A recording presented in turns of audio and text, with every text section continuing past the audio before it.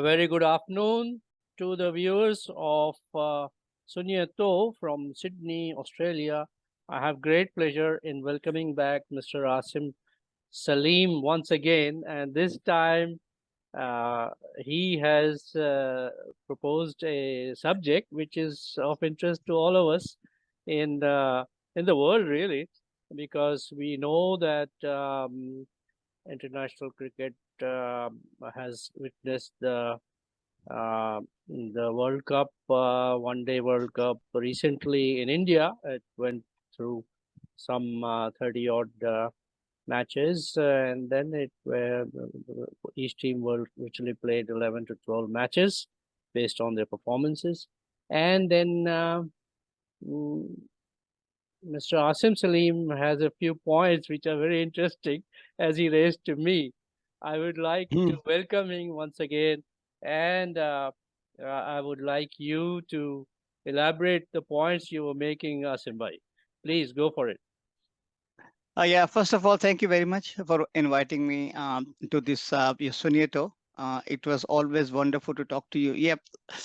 I Thank you. mean, I'm a very passionate cricketer as well by myself, and I watch cricket like something, like a faith. Fair And enough.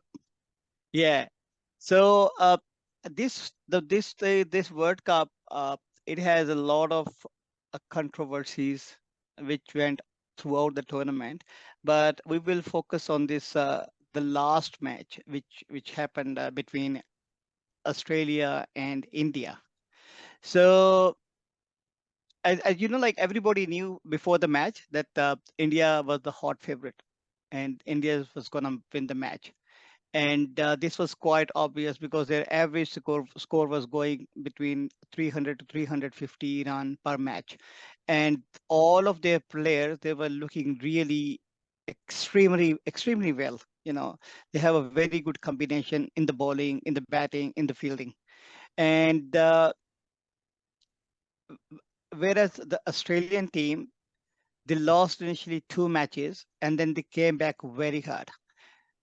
They played outstanding cricketing throughout the tournament.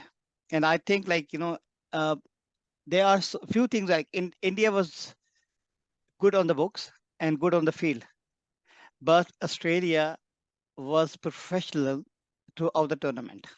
Okay.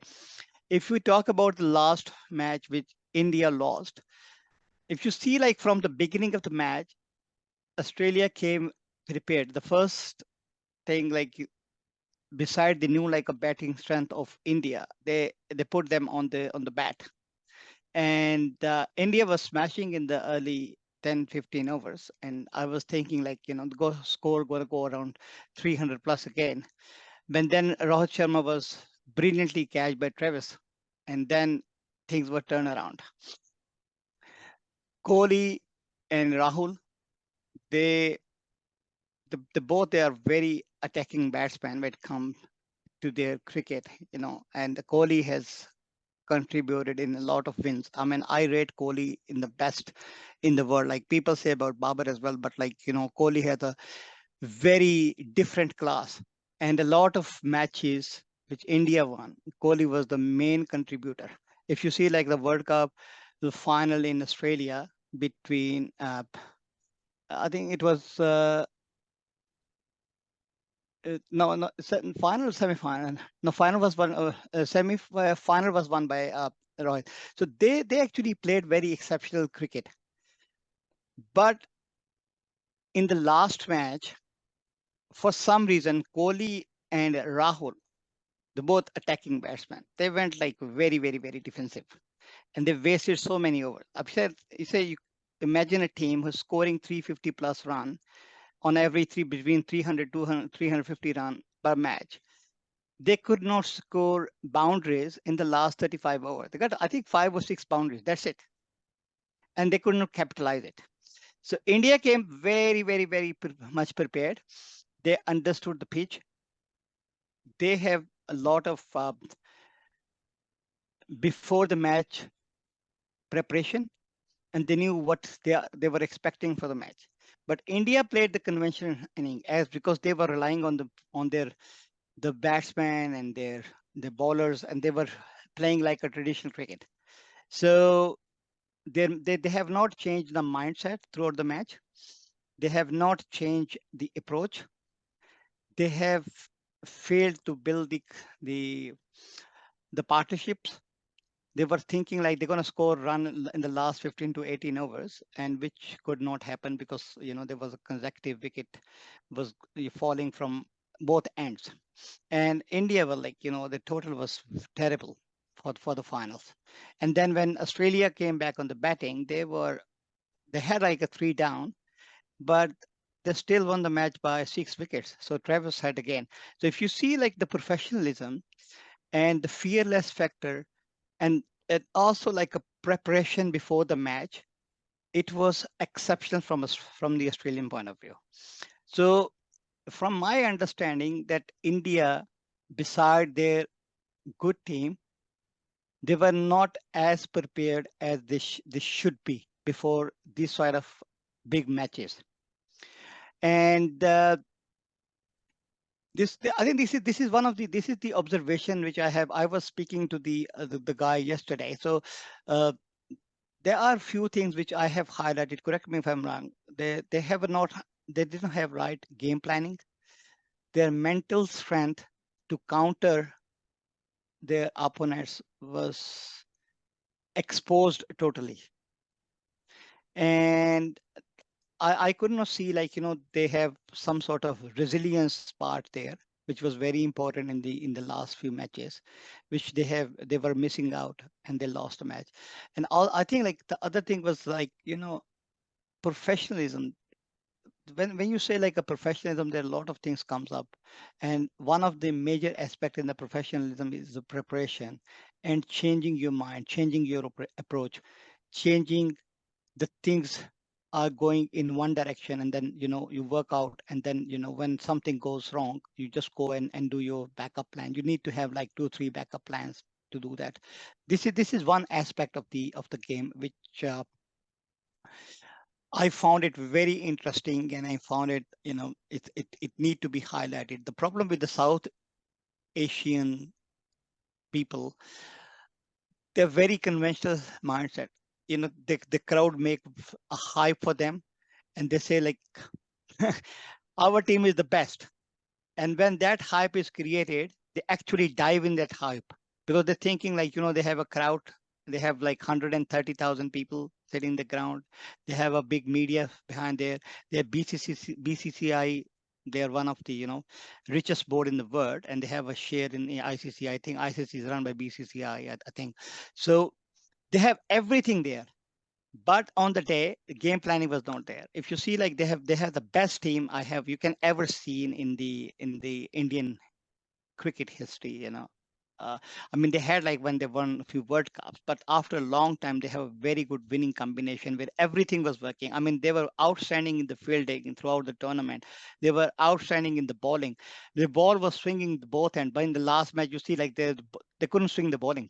They took like only 3 wickets, but they couldn't capitalize on that one. So this is what the observation I had.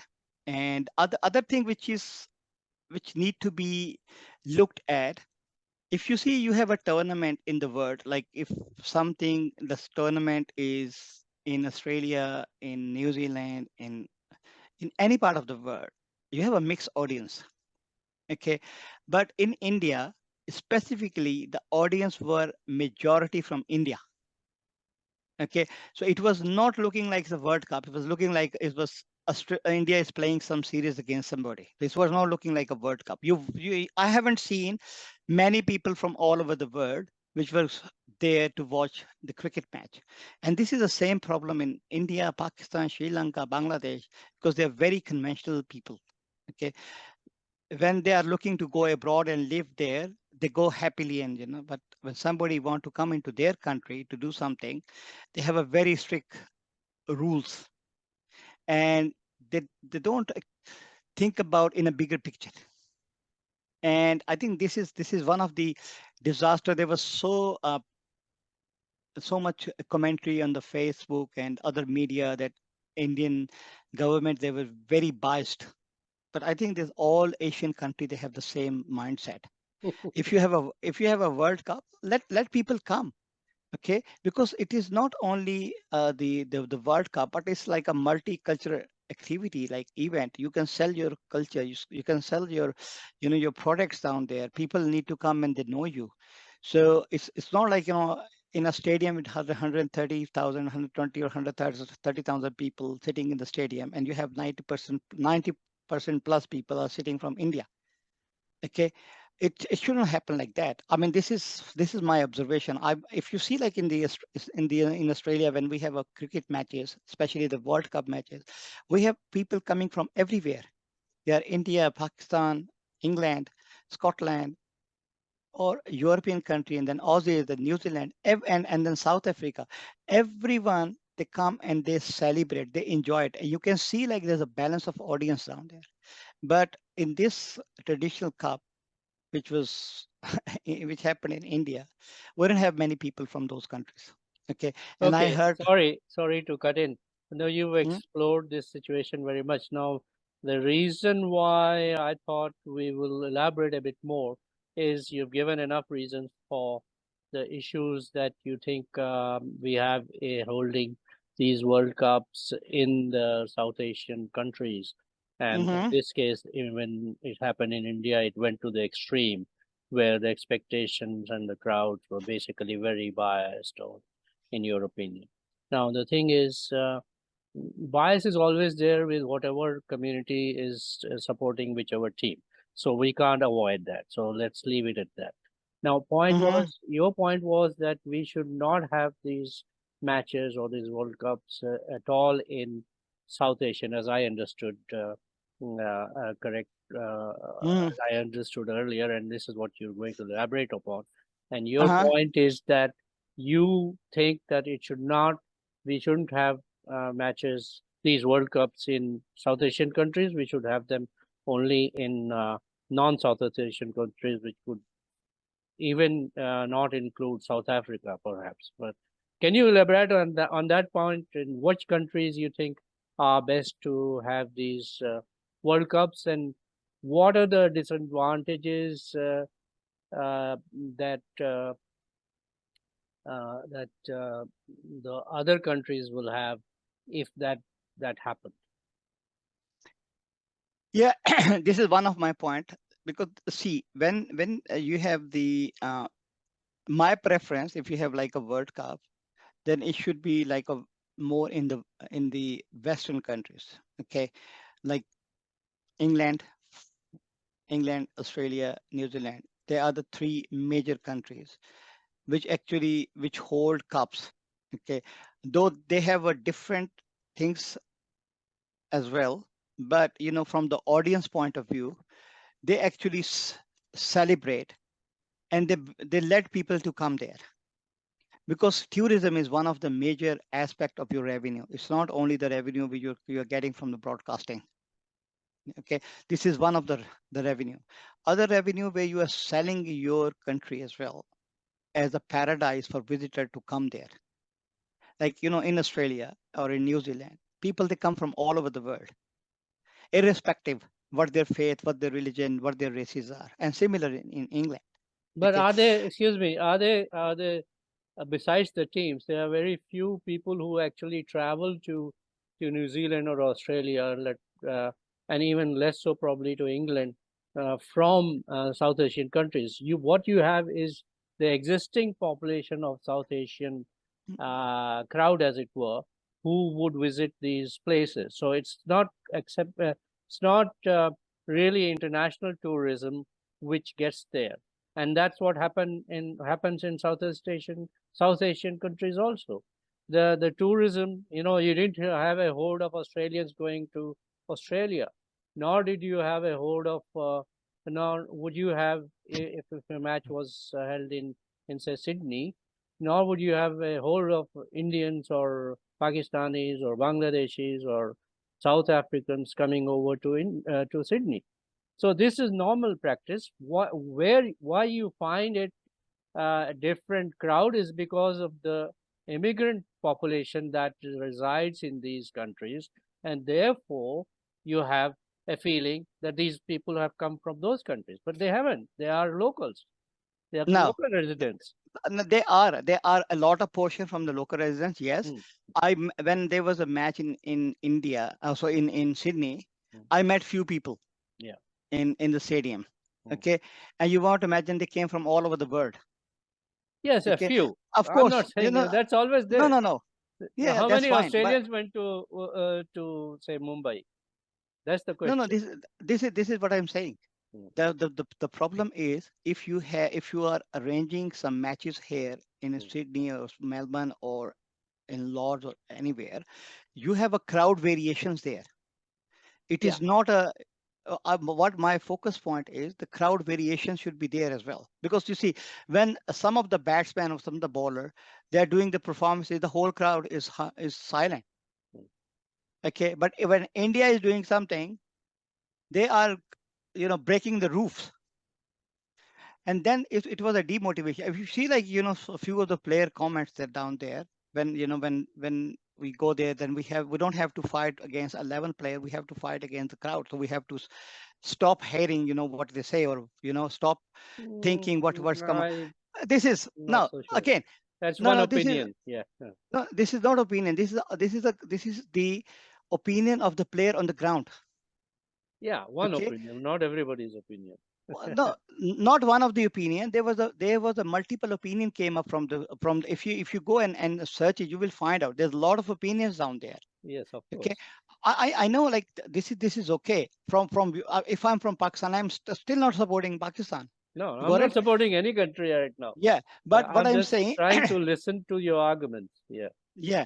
So Yeah. what my point is that you let people, because see, in Australia or New Zealand, you define well. We have a multicultural communities down here. Exactly. Okay, okay. So people are here, but the beauty of the game, or beauty of the audience, are when you have a mixed segment of people. Okay, you if even in the Indian match in Melbourne, I went to see there the match. Okay, and in that crowd, when we have a India versus Pakistan match in MCG, we have, I think, 70% plus audience from India. Even I was sitting in the Indian stand with Indians.